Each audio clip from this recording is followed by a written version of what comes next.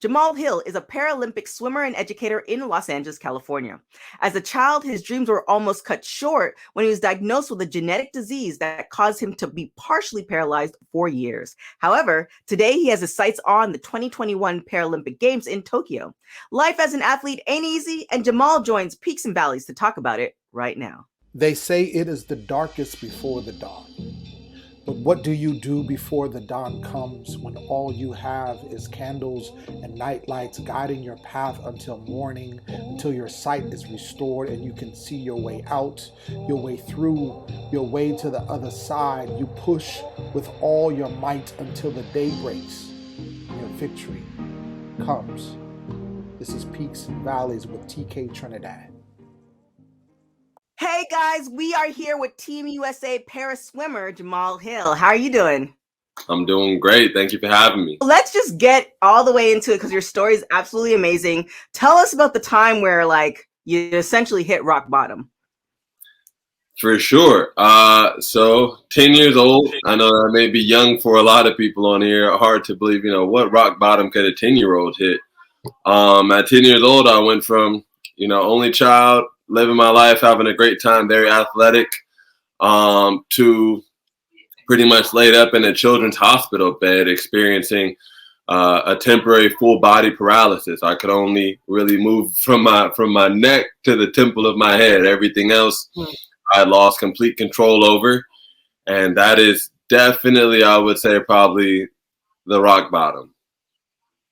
Yeah, so at 10 years old, because you were but you're kind of used to being active.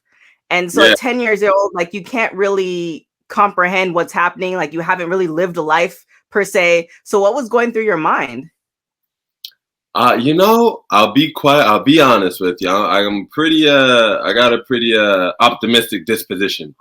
So I wasn't too worried about it. There was definitely scary elements. You're been in a hospital. If anyone's ever been hospitalized, they run all the tests in the basement. Right. Right. Big machines, it's a huge machine, but the space that you go on is a claustrophobic space. Sharp knives, sharp needles, but I had my parents there. So that made it a lot better. In terms of experience, I would just say, I may have been 10 and I didn't, even after that for years to come, I was never made privy to exactly what the disease that I was experiencing was called. But I can tell you 10-year-olds are conscious. If you got a nephew or a daughter, son, something like that, you're 10 years old, stuff, So I went from, I can do this, and this, and talk to my body in these ways to now it feels like I'm standing on my kneecaps, even though my legs are there, it doesn't feel like they're there unless somebody else hits them. And now my hands and my forearms, according to the doctors, are operating at 30% capacity. So it's hard to hold on to things. I'm fumbling, I'm tripping all the time now. People just thought I was clumsy. So at that point, you said, you have a really good disposition, but do you think that you were going to regain, you were going to get to 100% again, or what? Sorry. What happened? Yeah, I didn't mean to laugh at that.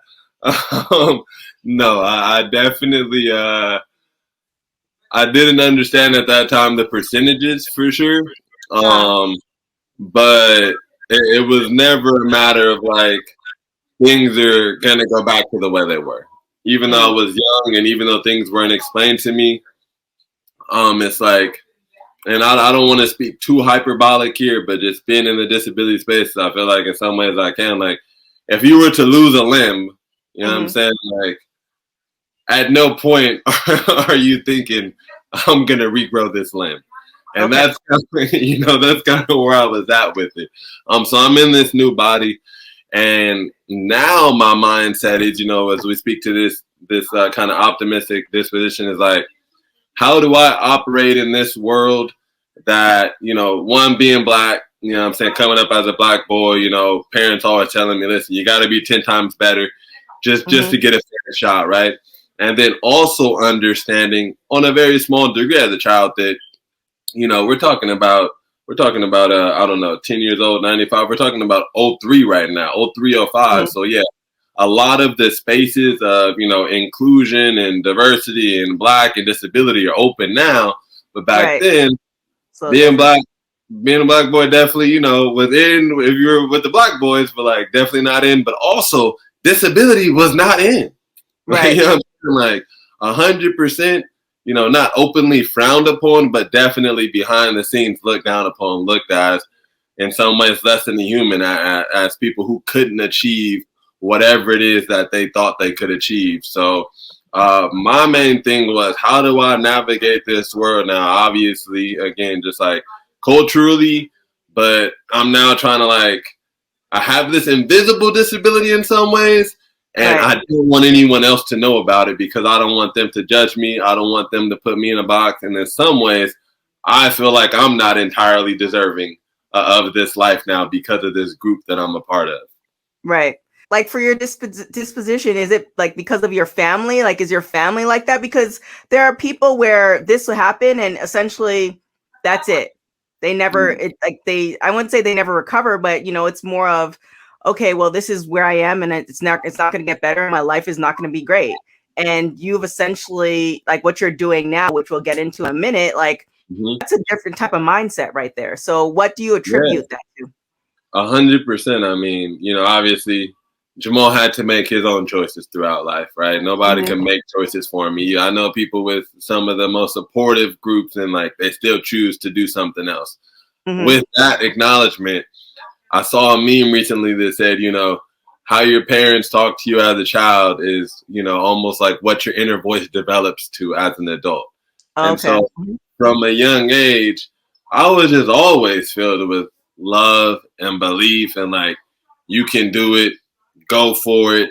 You know, love you whether you fail or not. There's no such thing as failure. If you can't do it now, just practice. You know what I'm saying? What do you got to lose? You're gonna get better. So I think that was 100% my foundation. Nice. Well, kudos to your parents for that. So now let's fast forward. Like you're moving. So like what happened? Like what was the process to get to where you are right now? Well, so that happened when I was 10. I just turned 26 last week. So it's been a 16-year process. Happy birthday. Thank you. So it's been a 16-year process. It's difficult to explain some of the things that I really say is like over the course of these past 16 years, I've developed a lot of compensation patterns to pretty much create this illusion of movement. So definitely there are fine motor skills and certain things that I just can't do no matter how hard I try, that I can't fool people into thinking I can do it. So like my jumping ability, you know, obviously I'm a pro athlete. I'm extremely fit. I definitely grew up in a basketball space. You know, I've never been able to dunk a basketball again, because I'm just not able to generate that type of lift off of my knees. And, you know, I have extremely skinny calves and ankles. There's pretty much muscle degeneration there. So a lot of my motion, actually, like I got these two massive muscles on my lower back. It's like my butt goes into these two big haunches. It's like a second butt on my back that I've developed over the years to be able to move bilaterally through space. And there are a lot of other just simple minor things, that plus like this kind of ego pride element, which has served me in some ways, but held me back in a lot of other ways. Right. I've kind of adapted to motion. Kudos to that, because like just thinking of like you when you're 10 and essentially like you said from your neck up, like you can move from your neck down, like nothing was happening. And now you're training for the Paralympics, which is happening 2021, which is this year in Tokyo. So how does somebody come with that dream? Like, you know, the dream of walking and doing, you know, regular stuff is pretty, but you want to be an Olympian. So how did that dream come about? Yo, that's a great question.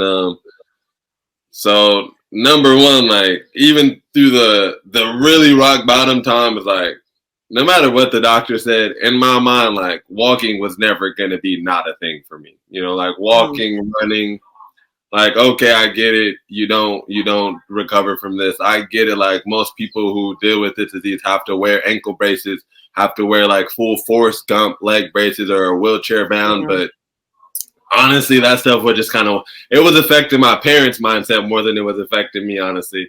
I'm like, these people don't know what they're talking about. They must not know who I am. But, you know, all jokes aside, though, I actually didn't decide to be this pro athlete until I was like almost 21 or 22. All throughout middle school, all throughout high school, all throughout college. You know, I was definitely athletic. I played basketball. I played some baseball. I did some swimming. No coaches or teachers or anything like that ever knew that I was dealing with a disability. And it wasn't until I was a junior in college, I pretty much had like a heartbreaking championships. My whole family was in Ohio looking at me 2,000 miles away. It was not good. I never know whether I can curse or not on the show. So like all those, you know, it was just a shit show, honestly. And it broke my heart. And, you know, I definitely have high emotional intelligence, but I'm not a crier. You know, I just don't emote that way. I boo-hooed the whole way back to campus. Went into a small depression after for a few days. And just that perspective made me realize, like, oh, my God, I think I really care about swimming. I'm here in college studying physics. I'm missing a class like every 2 days. Like, maybe I should just go and try and be a pro swimmer. And that's what happened. I mean, what does the Paralympics look like? Like, you know, obviously you see the Olympics all over the place, and you do see bits and pieces of the Paralympics, you know, here and there. You do see glimpses of it on television. But as an athlete, what does that look like? Yeah, definitely. Number one, it's important to say this will be my first Paralympic Games, so you know I can't speak to the exact Paralympic, you know, experience firsthand. I've definitely been to international Paralympic competitions. I've, you know, represented the USA on 4 continents at this point and brought international medals home. And also I just have like some history of the sport, you know, so it's growing. It's definitely growing, especially as disability awareness and disability acceptance. I don't know if that's like, you know, a term or not, but people get that. As that grows, and we realize that people are people at the end of the day. So this coming year, you know, NBC has agreed to over 1,500 hours of broadcast time for the Paralympics. So that's a new record. Definitely, I will say one challenge with the Paralympics, though, is that with the Olympics, obviously there's only 2. How can I say this? There's only 2 classes of athletes per sport that can be seen, right? A men's and a women's. Period. Every sport has a men and a women. But in Paralympics, right, you still have all the sports that are in the Olympics. You still have a men's group and a women's group. But now in both the men's group and the women's group, there can be anywhere from, you know, 3 to 14 subgroups depending upon disability. So when we start to, you know, do that math, you know, and do those factors, it's easy to understand why it's a little bit confusing, right? Because somebody's looking at me like, "Oh, are you swimming against somebody who has no arms and no legs?" Right. Classifications, but also just from a broadcast standpoint, you know, you being a host and producer, you can understand right off the bat. That's a lot of stuff to try and like catch and televise. Right. 2021. So you've been picked for 2021. Are you training through the trial? Yeah. Not quite. I've not been picked yet. We have our first round of trials in April of 2021. I'm definitely, you know, I'm a top seed in the U.S. right now. You know, for a couple events, I'm ranked number 7 globally right now for my primary event. My primary focus is just to make the team at this point. With that said, though, one thing that the Paralympics has that the Olympics doesn't have is, you know, these athletes have to be classified, you know, depending upon their disability. So there's this human judgment element that like the Olympics don't experience, right? Like somebody has to decide whether you belong in this group or you belong in this group. And obviously we all have medical documentation, but like it still comes down to, in some ways, you know, people are people. People have biases. People see what they see and think what they think. So, you know, you could easily be reclassified. You could be classed lower, which if you're fast, that makes it better. You could be classed higher, which if you're fast makes it worse because now you're slower. Right. So it's definitely a toss up. Again, at this point, my primary focus is just making the team. What drives you in the morning to do that? Yeah, for sure. I mean, really what drives me is that obviously I love swimming. I don't think anyone would swim if they didn't try and do it as a career. I hope they wouldn't do it if they didn't love it. But really for me, it's bigger than swimming, it's a platform for me. And from day one, I knew that's what it was going to be. As an Olympic, Paralympic athlete, nobody's rolling in the dough. You feel me? It's not the NBA, it's not the NFL, it's not the MLB, it's not FIFA League, it's not the G League. So from jump, I knew that coming into this space was going to, obviously allow me to live my dream, but also was going to really allow me this global platform to push whatever brand and mission and message that it was that I was going to push.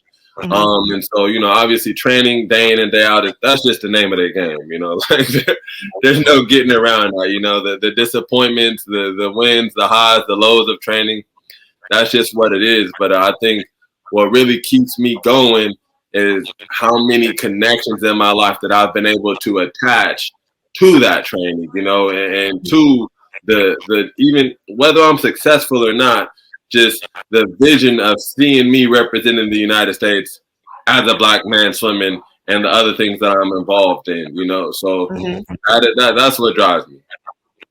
Nice. And then tell us quickly about the charity that you have. I made my first Team USA Paralympic squad. That just means that I'm able to represent the United States, in international competitions, in Paralympic sports. When I made that team, I'm like, man, it's great. I plan on winning medals. I plan on doing this for another 10 to 12 years. Definitely going to be in Los Angeles for LA 2028, making it rain gold. But I need to offer something more to not only my community, 100% my community, but also just the world at large. People need to be able to pull more away from me than just what I'm saying? He's got a nice smile and gold around his neck. I'm happy, and so that sparked, pretty much this initiative to teach 1 million people how to swim. I was a lifeguard taught lessons for almost an entire decade. I just had so much experience and knowledge in this space. So I was aware of a lot of the challenges that beginning swimmers face, especially, when they come from certain cultural backgrounds, whether that be Black, whether that be brown, whether that be Asian, whether even in the disability space.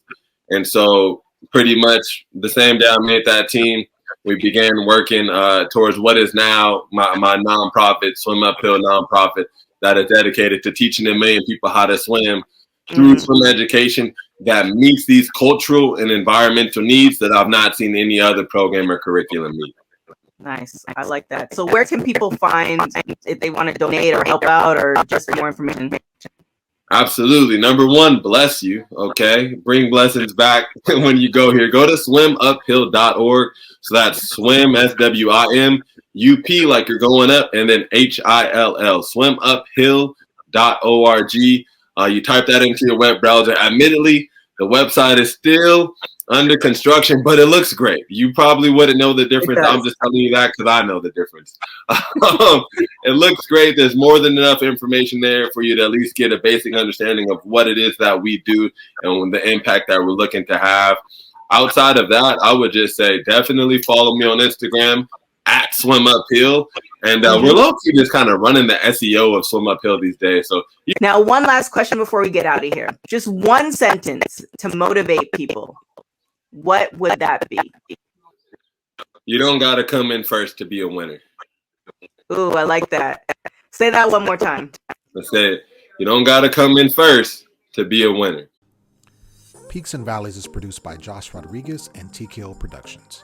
Spoken word and voiceover is done by yours truly, Lem Gonzalez. Thank you for listening, and remember, after the darkness comes the dawn.